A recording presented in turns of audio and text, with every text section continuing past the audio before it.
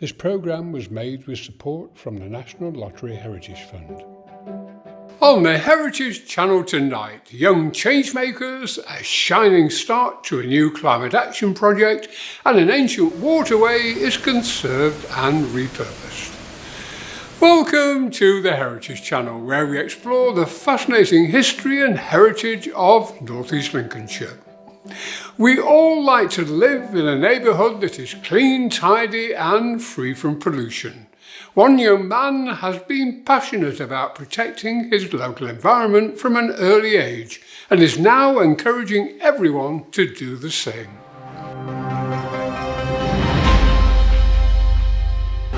I first started litter picking when I was 6 years old because I could see litter all over and I didn't like it. Living so close to the seafront, he wanted to be able to go over and enjoy the beach, but he was going over and being irritated by the litter. I think he also probably had a few assemblies at school and at his Scouts club where they've talked about litter, and that started to make him think about the bigger picture. We bought him a litter picker and we started to take him out and he fell in love with it straight away, and then that started to get us joining in as well, because then we're seeing it and we're thinking, right, we want to do this too, get as much as we can, and then he just loved it. He started doing it more and more, and then a lot of people know that he's interested in it. So then he started litter picking more places, and I posted it online to encourage other people to do it. I started it on my own, but then a few years later my brothers saw me doing it. He's even got his brothers involved. They watched him doing it. And they just took the litter picker off me and started doing it. They just want to be like the older brother, which is great because he's been an amazing role model. I find a lot of cans. Most of the time, every single time I go out, I find at least one can. But he would go all day, every day, yeah, if he could. I hope on limiting how many balloons are released. He's very passionate about balloon release. He's really upset every time there's a balloon release.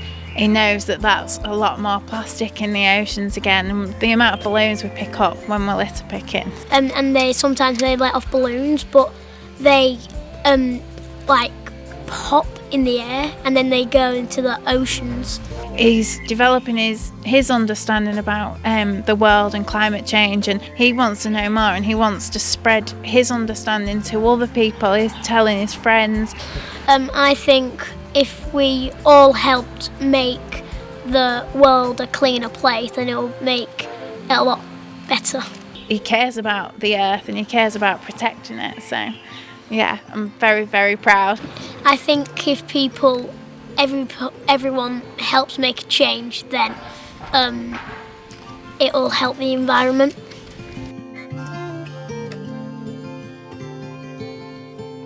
Diego is the first hero in our Changemaker series that features people and organisations making a difference in their communities. And Diego is not the only young person to be passionate about environmental conservation. Children representing local primary schools recently gathered in Grimsby Minster to welcome Helios with poetry and song about climate change and the need for action.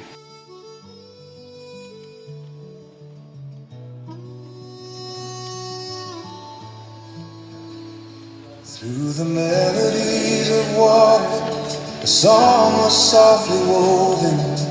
Earth embraced the tides with every breath, a promise spoken. The world is getting hotter and hotter by burning huge amounts of fossil, cutting down too many trees and over-farming crops and animals. Worst of all, this is putting humans, wildlife and the planet at risk. Climate change might ruin our lives. Whoa. Kissed the land, left whispers for the ear. And all the life that flourished through currents wide and free. In the heart. Action must come before it is too late. The ozone depletes as we seal our fate. The time is now, we cannot wait. Each moment lost accelerates fate. Speak up, act fast, change what we do. The earth's survival depends on you. Find another way. The shadows fell upon the earth, the skies turned pale and dry. Later I put the ball in the garden, anxiously tracking the setting sun, begging it to slow. Please, son, don't go. I don't want this day to end. When I'm tucked in bed, I look forward to seeing my friend, the sun, tomorrow. Oh, the earth is bleeding softly with echoing despair. Silent are the cries of life as they vanish from the air. But a spark of hope illuminates the darkness of A radiant king in a world full grown. It hums heat on land and stone, a pulse of light we've always known.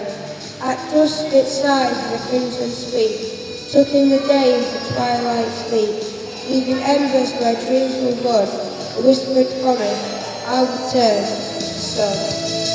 If only hearts were open wide to listen to the call, embracing change as rivers bend amid the rising and fall. Whispers guiding hands to sow and nurture newfound dreams. Let gardens bloom through our unity. The sun provides air, vitamin D, water.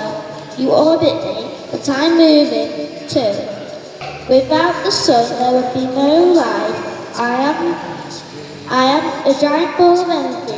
The sun is only the star in our solar system. All the pains and every grain a story lives, waiting through the years. A friendship waits to blossom amidst all the silent fears. The symbiotic movement that The sun is helpful in many different ways. Without it, we couldn't have beautiful sunny days. It helps plants grow tall and strong, although in some ways it can be wrong. Like climate change, that can be called other names. The plants which are helped grown by the sun help feed animals old and young. The sun provides light that is very bright. Did you know it's still there in the night? world to life, to nourish all creation, bring the world to life.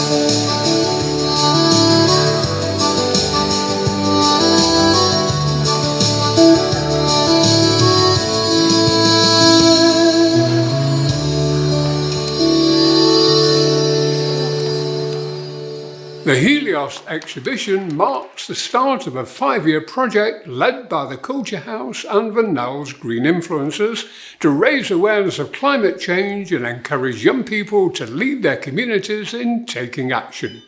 We caught up with Vanell's Paula Grant to find out more.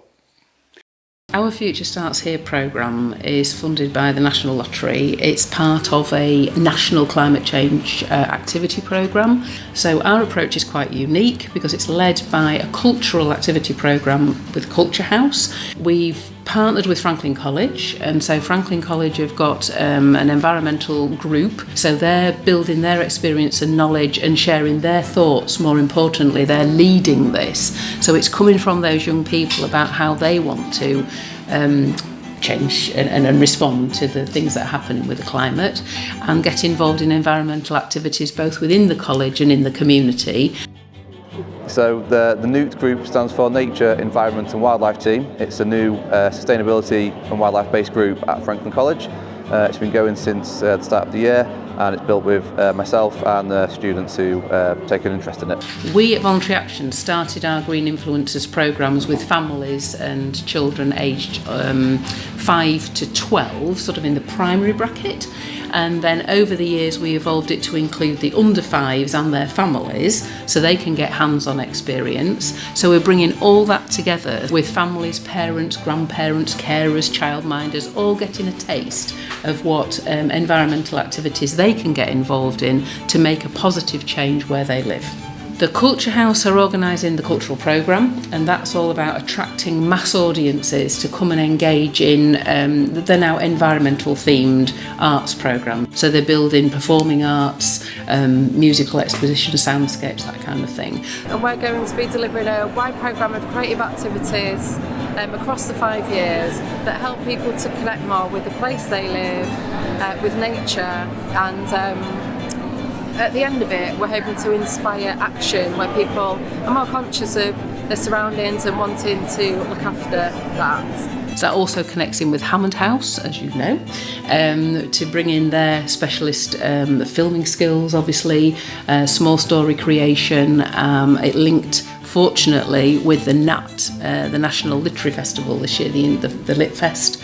So that was an opportunity to showcase work that had been presented at that event and bring that as well to join up with the Helios, so that young children had done poetry writing on the theme of the sun.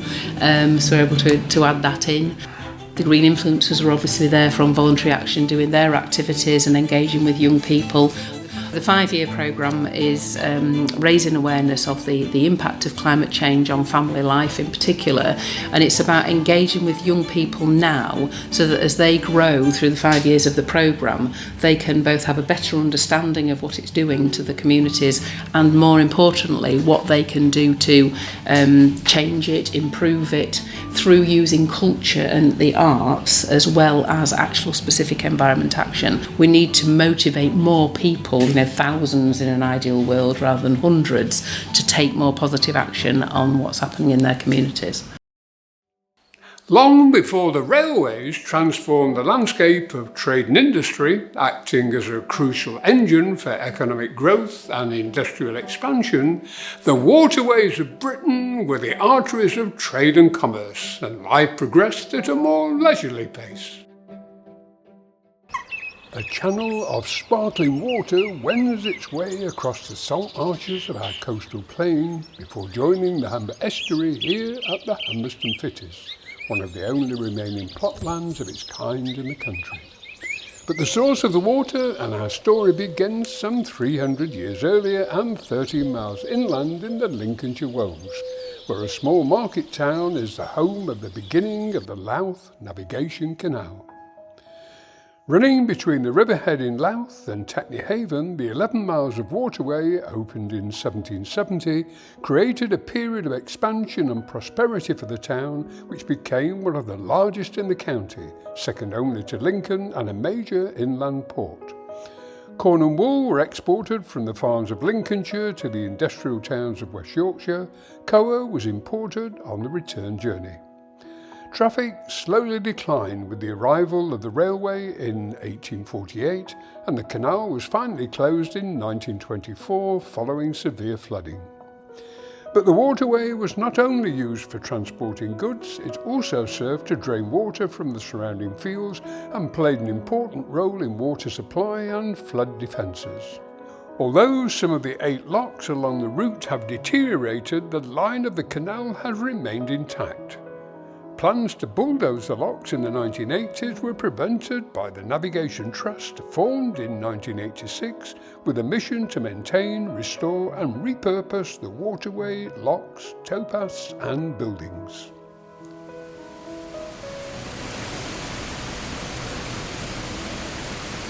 The interesting areas are the whole length of the canal, really. It's 11 mile-ish long. It goes through open countryside with big skies. There are still quite a lot of remaining locks and warehouses, some of which are in use, some of which are hopefully going to be repurposed in the near future. There is a fish escape down at Tetney Lock, or towards Tetney Lock, and there is a pub at Tetney Lock, the Crown and Anchor, and there is also one at the riverhead called the Woolpack. So it's a long walk between the two, but work up a thirst. Renovation at Ticklepenny Lock, which we are currently stood beside, has been going on now for 30 odd years, bits and pieces. The outflow from Tetney Lock actually goes into the River Humber. The original plan for the canal was for it to go into the sea, but it was decided that because the weather might be adverse, entry into the Humber will be better and make it far more accessible. The area of the canal that we've got back into public use is Austin Fen. There is roughly 7 miles of water that's usable between Austin Fen and Tetney Lock. One of the aims of the Trust is to bring the water into more public use for the benefit of the community, and I can say that so far it has been exceptionally popular. It's a great facility for us. Basically, obviously we've got the sea close by, but the conditions often dictate that we can't use that. We've got Covenham Reservoir over there, but sometimes the wind's a bit too strong up there. So this is, as you can see today, pretty sheltered most of the time, and it's brilliant for beginners. There's a nice long stretch all the way through to Tetney, which I'm stand corrected, maybe 6 or 7k through to Tetney, so often we'll take a car to one end and do it all the way through, or we'll do it there and back and come back depending on what the wind and the conditions are. And I'm told one of the reasons why they like using it is because it's free water. You don't need a licence to do it. More people now walk the canal than they ever did before. But it's an ongoing project, and it will go on as long as people are willing to join the Trust. And then one day maybe we will see boats sailing back up to Louth again. The Trust relies entirely on volunteers with a wide range of skills and experience for its important work. If you can spare a few hours to help preserve this unique example of our local history and heritage, please contact the Navigation Trust team through their website or social media channels. You can learn more about the history of the canal in the books by local authors and historians Stuart Sizer and Josephine Clark. In our next episode, we follow the line of this ancient canal with artist Trevor Bounford as it wends its way through the Lincolnshire countryside to the River Humber and eventually the North Sea. In other heritage news, Unseen Arts will soon be opening their new dance studio and art centre on Grimsby Docks. This historic building was refurbished and repurposed with the help of local contractors and the support of the local council, Historic England and the National Lottery Heritage Fund. The pier, the dolphin, the mermaid and many more buildings in Cleethorpes have been brought to life thanks to the colouring book created by artist Vanessa Whittleton as part of the Townscape Heritage Project funded by the National Lottery Heritage Fund. The Love Your Town Red Plaque Trail features red plaques awarded by community-nominated landmarks including the Barge Pub, Nunny's Farm and Cleethorpes Library. Hammond House Publishing have been voted Publishing House of the Year on their 10th anniversary, during which time they have published 300 writers from 30 countries, showcased the work of local authors and established North East Lincolnshire as a centre of literary excellence. The third of 5 workshops run by the Heritage Network and Heritage Lincolnshire was held in the Cleethorpes Light Railway in May, giving local heritage organisations the opportunity to meet some of the most influential funders of heritage projects. And finally, Jessie Johnson is the new Hammond House Reading Champion, leading a new partnership with the National Literary Trust to celebrate the National Year of Reading with a year-long programme of literary activities in North East Lincolnshire, including community bookshelves, poetry readings, writers' workshops, storytelling and competitions. Well, that's all from the Heritage Channel team tonight. If you have a heritage story to tell, contact us in the link below. Thank you for watching and we look forward to seeing you next month for more heritage news, views and local stories.